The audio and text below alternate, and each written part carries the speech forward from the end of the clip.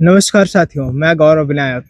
आप देख रहे हैं नेटवर्क भारत। सर्वप्रथम तो आप सभी को नेटवर्क भारत की तरफ से दशहरे, विजयदशमी और तमाम जो हमारे सनातन धर्म के पर्व हैं, उनकी आकाश भर बधाइयाँ देता हूँ, हार्दिक बधाइयाँ देता हूँ और शुभकामनाएं अर्पित करता हूँ। आप सभी को इस पर्व को धूमधाम से मनाना चाहिए, क्योंकि ये पर्व सच्चाई की जीत का है, अच्छाई की जीत का है, बुराई की हार का है।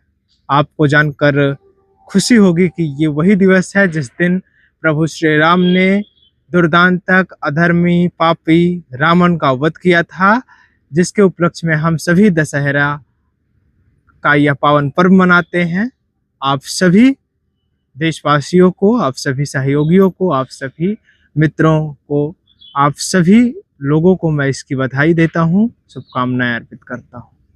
आज मैं आपको इससे जुड़ी हुई 5 ऐसे रोचक बातें बताऊंगा जो कि समाज में नैतिक है, यानी कि इसके बारे में लोग कई सारी धारणाएं व्याप्त हैं, कई सारे इसके पक्ष हैं, कई सारे प्रमाणिक पक्ष हैं, कई सारे बिना प्रमाण के पक्ष हैं। लेकिन आज मैं आप सभी को बताऊंगा कि इसके रोचक तथ्य क्या हैं, इसके प्रमाण क्या हैं और ये क्यों कहा जाता है। पहला है, शूर्पणखा का बदला लेने के लिए ही रावण ने माँ सीता का हरण किया था। आपको बता दूं कि शूर्पणखा का बदला लेने के लिए नहीं, जब पंचवटी में भगवान श्री राम वनवास काट रहे थे माँ सीता और लक्ष्मण के साथ, उस समय की बात है। शूर्पणखा जो कि रावण की बहन थी, वो एक दिन आई और उसने कहा कि मुझे राम भगवान से कहा कि मुझे आप प्रिय हैं, मुझे आपसे विवाह करना है। तो फिर भगवान राम ने उसको कहा कि आप ये प्रस्ताव लक्ष्मण के सामने रखिए। तो वो प्रस्ताव वो लक्ष्मण के पास लेकर जाती है और लक्ष्मण भी उससे मना कर देते हैं कि मेरा विवाह हो चुका है, मैं इनका सेवक हूँ और इन दोनों की सेवा करनी है, तो आप भी आके करो। तो फिर राक्षसी का रूप धारण किया और उसके बाद कूद पड़ी माँ सीता के ऊपर। उसके बाद लक्ष्मण जी ने उसकी नाक काट डाली। ये तो हुआ एक पक्ष। फिर जब यहाँ से शूर्पणखा जाती है और अपने भाई रावण को बताती है कि भाई, आपके लिए एक खूबसूरत स्त्री देखी है हमने, वो उसके आगे सारी दुनिया की सुंदरियां फेल हैं और आप उसको जाइए और मतलब अपहरण करके ले आइए उसका। तब रावण जाता है, भेष बदलता है और जाके माँ सीता का हरण कर लेता है।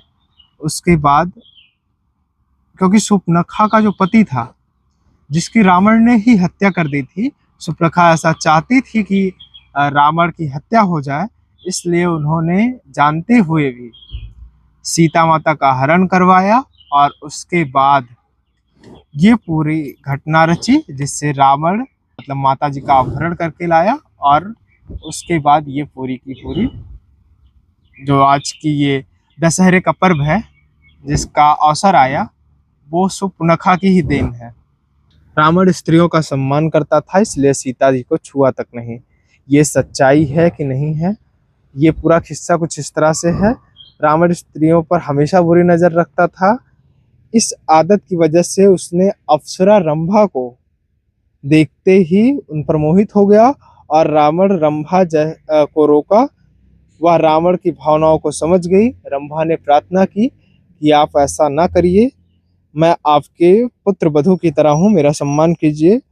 और इस समय मैं नल कुबेर जी के यहाँ जा रही हूँ, जो कि कुबेर के सौतेले भाई हैं। रावण ने रंभा की बात नहीं सुनी, वो उनको जबरदस्ती अपने महल ले गया। बाद में रंभा नल कुबेर के पास पहुंची और पूरी बात बताई। पूरी बात जानकर नल कुबेर ने उन्हें श्राप दिया, रावण को श्राप दिया कि वो किसी भी स्त्री को उनकी इच्छा के बिना छुएगा तो वो जल जाएगा, उसका सारा तप त्याग और जितना भी उसके पास शक्तियां सब नष्ट हो जाएंगी, वो मर जाएगा। और इसीलिए वो माता सीता को अशोक वाटिका में रखता था और कोई बात नहीं है, वो सम्मान नहीं करता था। वो बहुत ही स्त्रियों के प्रति बुरी नजर रखता था, असहज था। तीसरा जो मिथ है समाज में व्याप्त है, उसकी भी चर्चा कर लेते हैं। रावण सीता के स्वयंवर में गया था। इस बात का जो जिक्र है वो वाल्मीकि रामायण में स्वयंवर में गया था, इसका जिक्र नहीं है। रामचरितमानस में स्वयंवर के प्रसंग का जिक्र है, लेकिन उसमें भी इस प्रसंग का जिक्र नहीं है कि रावण वहां गया था और बैठा ही था। उसने भी ये माना था कि मुझे भी धनुष उठानी है। वाल्मीकि रामायण के अनुसार जब विश्वामित्र श्री राम लक्ष्मण के साथ जनकपुर पहुंचे, तब उन्होंने जनकपुर में शिव धनुष विश्वामित्र, श्री राम और लक्ष्मण को दिखाया। उस समय श्री राम ने धनुष उठाया, उस पर प्रत्यंचा चढ़ा दी, जिससे वह धनुष टूट गई। और टूटने के बाद वो राम भगवान बहुत ही शक्तिशाली थे, इसलिए वो धनुष टूट गई। शक्ति देखकर राजा जनक ने यह घोषणा कर दी कि मेरी बिटिया का विवाह यानी कि माँ सीता का विवाह प्रभु राम से होगा। श्री रामचरितमानस के अनुसार सीता स्वयंवर का जिक्र है। स्वयंवर में कोई भी राजा शिव धनुष को हिला तक ना सका। अंत में प्रभु श्री राम उठते हैं और उस धनुष पर प्रत्यंचा चढ़ाते हैं, टूट जाती है। वो वही वाली कहानी है जिसमें भगवान परशुराम आ गए थे और पूरा का पूरा हंगामा हुआ था। तो प्रत्यंचा चढ़ा देते हैं। इसके बाद राजा जनक की पुत्री मतलब माँ सीता के साथ प्रभु राम का विवाह होता है। कुछ अन्य कथाओं के अनुसार रावण सीता के स्वयंवर में गया था, लेकिन शिव जी का धनुष उठा तक नहीं सका, हिला तक नहीं सका। इसका लेकिन कोई भी रामायण में प्रत्यक्ष प्रमाण नहीं है।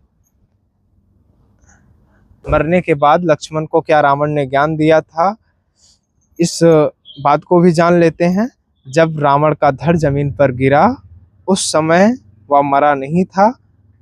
श्री राम ने लक्ष्मण से कहा, रावण महाज्ञानी है, उसके पास जाओ, पैरों के पास जाओ और उससे ज्ञान ले लो। श्री राम की बात मानकर लक्ष्मण ने मरे हुई अवस्था में मतलब मरने वाला था, उस अवस्था में रावण के पास गए और सर के पास जाकर खड़े हो गए। उस समय उस पर कटाक्ष करते हुए प्रभु श्री राम ने कहा कि सीखने के लिए पैरों के पास जाना पड़ता है, चरण के पास जाओ। और तब लक्ष्मण जी चरण के पास गए, उनसे ज्ञान लिए और बहुत सारी ऐसी जानकारियां जो कि जरूरी है। फिर इसी का प्रसंग यह भी है कि रावण पूछता है कि मैं कुल में तुमसे बड़ा हूँ, यानी कि मैं जाति में तुमसे बड़ा हूँ, मैं ब्राह्मण हूँ, तुम क्षत्रिय हो, मुझसे एक वर्ग छोटे हो। मैं ज्ञान में तुमसे बड़ा हूँ, मैं महापंडित और ज्ञानी हूँ। मैं तीनों लोकों में मेरे नाम का डंका बजता है। मैं बहुत बड़ा राजा हूँ और मेरे पास इतनी विशेष सेना है, विकराल सेना है, जो कि मेरे पास इतनी बड़ी सेना है। और तुम दो वनवासी भाई मेरे पास आए, मेरी धरती पर मुझे पराजित करके जा रहे हो, इसके पीछे का राज क्या है? तो लक्ष्मण ने कहा कि मुझे नहीं पता इसके पीछे का कारण क्या है। लक्ष्मण ने कहा सिर्फ एक कारण है, मैं चरित्रहीन हूँ और तुम चरित्रवान हो। बस इतना ही कारण रहा जिससे मैं ये महायुद्ध हार गया, और कोई कारण नहीं। मैं शक्ति में तुमसे बड़ा हूँ, मैं बुद्धि में तुमसे बड़ा हूँ, मेरी जाति तुमसे बड़ी है, मेरी सेना तुमसे बड़ी है, और सबसे बड़ी बात कि मैं अपनी धरती पर युद्ध लड़ रहा हूँ। रावण अजय योद्धा था, ये भी मिथ समाज में व्याप्त है, लेकिन ये सच्चाई नहीं है, क्योंकि रावण को पहले भी बहुत सारे योद्धाओं ने पराजित कर दिया था। आपको याद हो, एक बार राजा बाली, जो कि वानर राज बाली, एक बार आराधना कर रहे थे और उस समय रावण उनको परेशान करने पहुंच गया था। उस समय रावण को अपनी काख में दबाकर बाली अपनी आराधना को निरंतर 4-5 महीने तक करते रहे थे। तो ये मिथ जो है कि रावण अजय था, रावण अजय नहीं था। दूसरा, सहस्त्रबाहु अर्जुन, जिसके पास 1000 हाथ थे, उससे भी रावण मुकाबला करने पहुंचा था, अपनी शक्ति का प्रमाण देने पहुंचा था, जिसमें भी उनसे युद्ध हुआ था। उन्होंने अपने 1000 हाथों से नर्मदा नदी को बांध दिया था। उसके बाद नर्मदा नदी का बहाव एक साथ छोड़ दिया, जिससे नर्मदा नदी में रावण की पूरी सेना बह गई और रावण पराजित हो गया, यानी कि रावण उनसे भी हार चुका है।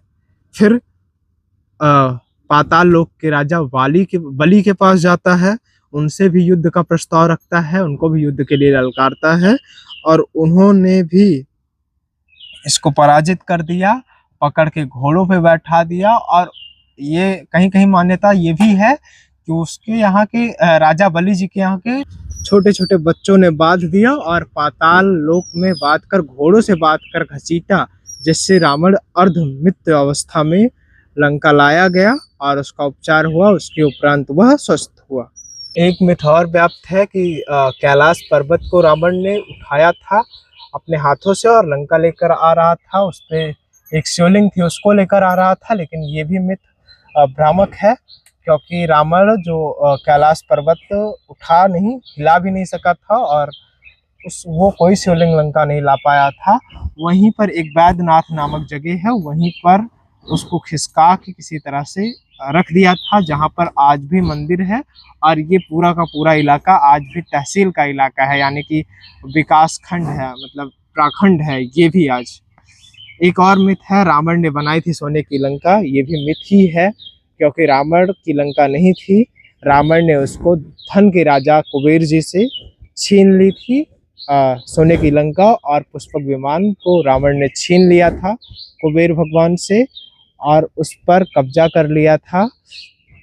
एक बार की बात है, कुबेर भगवान से रावण की कहासुनी हो जाती है। उसके सौतेले भाई ही थे कुबेर भगवान, और उसके सौतेले भाई होने की वजह से वो जबरन पूरी लंका पर, उनके पुष्पक विमान पर भी कब्जा कर लेता है। यानी कि रावण इसको जीता नहीं था, भगवान शिव से नहीं मांगा था।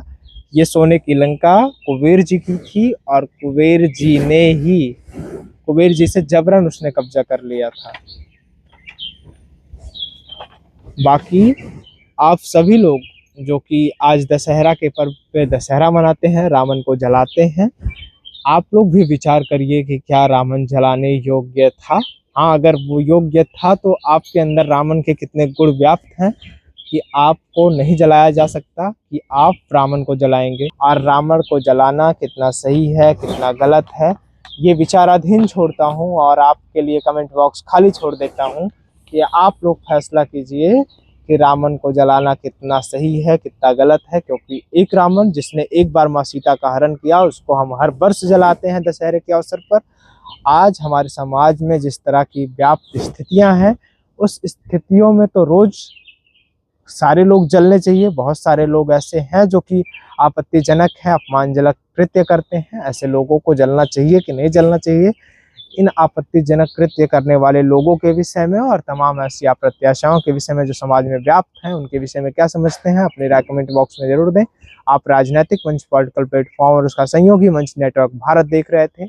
मैं हूं आपके साथ गौरव विनायक। जुड़े रहिए हमारे साथ और देखते रहिए।